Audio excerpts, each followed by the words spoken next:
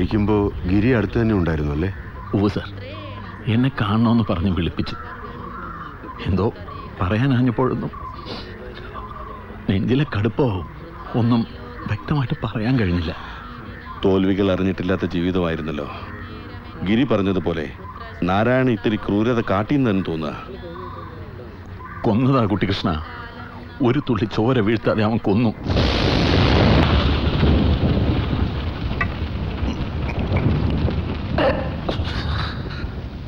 ഒരു മിത്രം നഷ്ടപ്പെടുമ്പോൾ മനസ്സിൽ വേദന നിറയുമെങ്കിൽ ഒരു ശത്രു ഇല്ലാതായി എന്നറിഞ്ഞപ്പോ ഒരുതരം ശൂന്യത. തനിക്കിത് എന്ത് പറ്റിയിടോ? ജന്മം തന്നയാളിന്റെ വിയോഗത്തിൽ ആലി എന്ന രാഘവ തനിക്ക് വേണമെങ്കിലൊന്ന് കരയാം. നിങ്ങൾ വിചാരിക്കുന്നത് പോലെ ഒന്നും അല്ലാത്ത അവസ്ഥയിലാണ് ഞാൻ. ആദ്യം പേടിയായിരുന്നു അയാളെ, പിന്നെ അത് വെറുപ്പായി മാറി. കോടതിയിൽ വെച്ച് എന്നെ അംഗീകരിക്കുന്നു എന്ന് പറഞ്ഞപ്പോൾ തോറ്റത് നമ്മളാണോ എന്ന് തോന്നി. അത് തന്റെ മനസ്സിന്റെ നന്മ. മരണം ചിലരെ മഹാന്മാരാക്കാറുണ്ട്. പക്ഷേ കഴിഞ്ഞ 72 വർഷത്തിനിടെ മൂപ്പിൽ കുഞ്ഞമ്പൂ നായർ ഈ ഭൂമിയിൽ വെച്ച് പറഞ്ഞ ഏക സത്യം, അന്തസ്സുള്ള ഏക വർത്തമാനമായിരുന്നു ആ വെളിപ്പെടുത്തൽ. അതും രക്ഷപ്പെടാൻ മറ്റു മാർഗങ്ങളൊന്നുമില്ലാത്ത നിസ്സഹായ അവസ്ഥയിൽ. ഒരു തരത്തിൽ ഇതൊരു ലാഭമല്ലേ? എന്റെ കവി, ഒരു പേമാരിക്ക് ആകാശമൊരുങ്ങുന്ന ഈ രാത്രിയിൽ നിങ്ങൾ എവിടെയായിരുന്നു? ഹേ, വരിക, ഈ സുരപാന സംഘത്തിൽ അണിചേരുക. ഞങ്ങൾക്കിത് ഒപ്പേരുപാട്ടിന്റെ നേരമാണ്. ആ, സാവിത്രി കാണണമെന്ന് പറഞ്ഞ് വിളിപ്പിച്ചു. പോയി കണ്ടു. താനേ കാളിയാർ മഠം വരെ ഒന്ന് പോണം. എന്തിന് പോണം? താൻ മാത്രം മതി.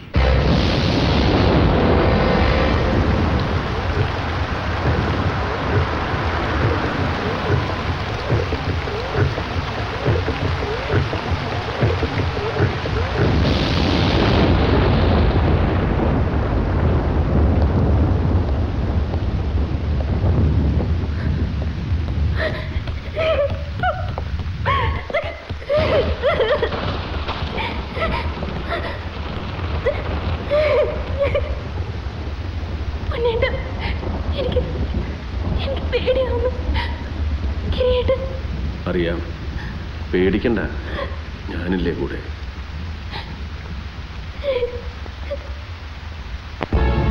അവൻ എവിടെ?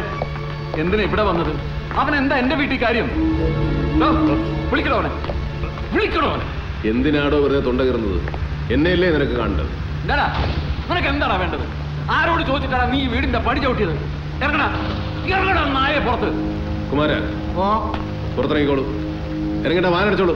ആ ഇറങ്ങിക്കോളൂ. പുറത്തുണ്ടാവും. അവിടെ ആരാ ഉള്ളത്? പുറത്തേക്ക് ഇറങ്ങിയിട്ട് വാനടിച്ചോളൂ. ഇത് ഞങ്ങൾ കുടുംബക്കാരുടെ മാത്രം ഒരു കാര്യം. കുടുംബക്കാരൻ? ആരടാ കുടുംബക്കാരൻ? നീയോ? നീ പ്രതികാരം നടത്തിയതിന്റെ സുഖത്തിലല്ലടാ. നീ കോടതി മുറിയിൽ വെച്ച് ചിത്രവധം ചെയ്തതിന്റെ വേദന സഹിക്കാൻ പറ്റാതല്ലടാ ഞങ്ങളുടെ അച്ഛൻ നെഞ്ചുപൊട്ടി മരിച്ചത്.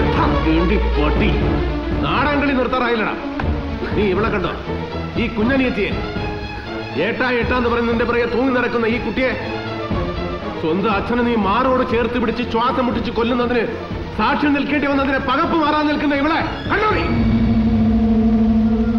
ഇന്ദ്രാണി അമ്മയുടെ ജാരസന്തതിയെ പ്രഥമപുത്രനായി യുവരാജാവായി വാഴിച്ച് എല്ലാ പിറപ്പുകേടിനും കുട പിടിച്ചു തന്ന കുഞ്ഞമ്പൂ നായരെ നീ കൊന്നു നിറഞ്ഞ ഈ പിള്ളേര് പേടി കൊണ്ട് വിളിപ്പിച്ചാ തന്നെ.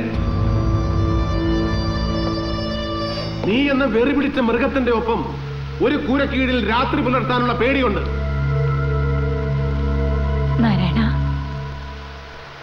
ഗിരി എന്ത് ചെയ്തു? കുഞ്ഞമ്പൂ നായർക്ക് പിഴച്ചുപോയി ഇന്ദ്രാണിയമ്മേ. പാമ്പിനെ വളർത്തിയത് ശത്രു സംഹാരത്തിനാണെങ്കിലും അവൻ തിരിഞ്ഞു കൊത്തി.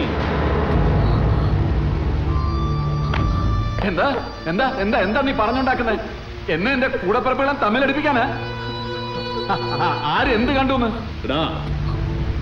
ഇരുട്ടിലും മറവിലും കൊടിയ പാപങ്ങൾ ചെയ്യുന്ന ആരും ഓർക്കാറില്ല ഒരു കിളിവാതിലൂടെ എല്ലാം നോക്കിക്കാണുന്ന ദൈവമെന്ന മഹാസങ്കല്പത്തിന്റെ ഒരിക്കലും അടയാത്ത കണ്ണുകളെ കുറിച്ച്. നീ ചെയ്ത നരഹത്യ ദൈവം കണ്ടത് മാലുവിന്റെ കണ്ണുകളിലൂടെയാണ്. നിന്നെ ഇനി എന്ത് ചെയ്യണമെന്ന് ഇവർ തീരുമാനിക്കും. ഇറങ്ങിപ്പോണം ഈ രാത്രിയില്. ഇനി ഇവിടെ പുറക്കാൻ ഞങ്ങൾ അനുവദിക്കില്ല. പേടിയാണ്. എന്ത് ചെയ്യാൻ മടിക്കില്ല. പോലീസിനെ കൊണ്ട് പിടിപ്പിക്കാതിരിക്കുന്നത് ഇനി ആ നാണക്കേട് കൂടി കുടുംബത്തിന് വേണ്ടാന്ന് കരുതിയാണ്. ആയുധം എടുക്കരുതെന്ന് ഉണ്ണിയേട്ടൻ പറഞ്ഞിട്ടുണ്ടെങ്കിലും ഇനി ഇവിടെ കണ്ട അനുസരണക്കേട് കാട്ടേണ്ടി വരും ഞങ്ങൾക്ക്.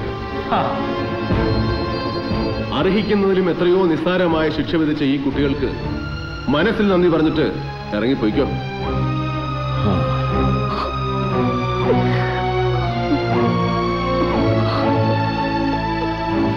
പോവാ ഞാൻ, തന്തയില്ലാത്ത നിങ്ങളുടെ മോൻ. ഇനി തമ്മിൽ കാണില്ല. വേശ്യാസ്ത്രീയെ, നിന്നോടാ പറയുന്നത്. കാണണ്ട എനിക്ക് നിന്നെ, മഹാപാവി.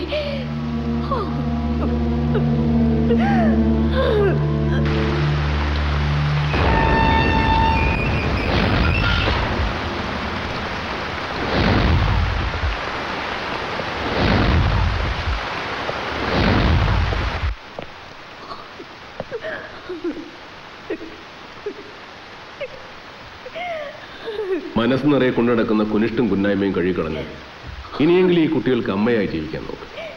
ഇറങ്ങിപ്പോയവന് പകരമെന്ന് ഞാൻ പറയുന്നില്ല, എങ്കിലും മോനെ എന്ന് വിളിക്കാം. വിളിച്ചാൽ വിളി കേൾക്കും, ഓടി വരികയും ചെയ്യും. 5 അങ്ങനെ വിശ്വസിക്കുക. കരുതിയിരുന്നോ, അവൻ പാപപരി ധർമ്മസഞ്ചാരത്തിന് പോയതൊന്നുമല്ല. പാമ്പിനെ പോലെ ഇഴഞ്ഞിഴഞ്ഞ് വരും, കല്ലിൽ വിഷം നിറച്ച്.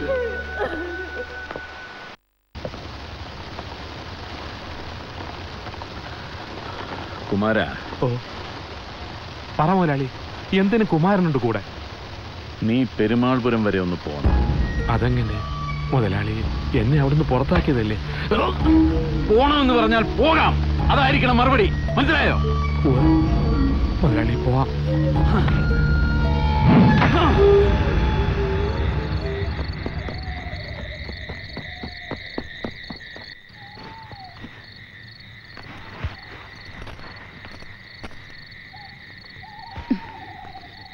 ചിറ്റൂര് ഭാഗത്ത് ഏത് വേലയും പൂരവും നടക്കണത്തും ഞാൻ പോയി കാത്തു നിൽക്കും.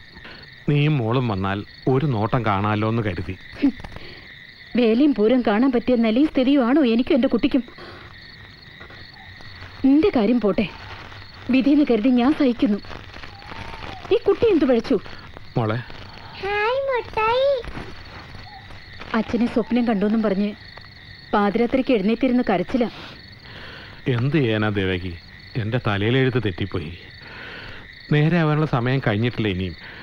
ഇപ്പൊ ഒരു പണിയുണ്ട്, അതിന് ചേർന്ന വരുമാനവും. അയ്യോ, അച്ഛൻ്റെ വാവ അങ്ങനെയൊന്നും പറയരുത്. അവള് കൊച്ചുകുട്ടിയൊന്നുമല്ല. അവര് വലിയ തമ്പുരാക്കന്മാര് തമ്മിലുള്ള ശത്രുത, അത് അവരുടെ കാര്യം. നമുക്കതിലെന്താ?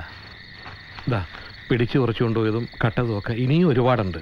തൽക്കാലം ഇത് വച്ചോ. ഞാൻ ഇറങ്ങാ. ആരുടെയെങ്കിലും മുന്നിൽ പെടും മുമ്പ് പെരുമാൾപുരത്തിന്റെ ഗോപുരം കിടക്കണം. രണ്ടുപിടി ചോറ് തന്നിട്ട് പൊയ്ക്കോളൂ. നേരം വെളുക്കുന്നവരെ ഞാനിവിടെ ഉമ്മറത്ത് കിടന്നോളാം. എന്നിട്ട് നീ രാവിലെ ദേവർ മഠത്തിൽ പോകുമ്പോൾ കൂടെ വന്ന് ഉണ്ണിത്തമ്പുരൻ്റെ കാല് പിടിച്ച് ക്ഷമ ചോദിക്കാം.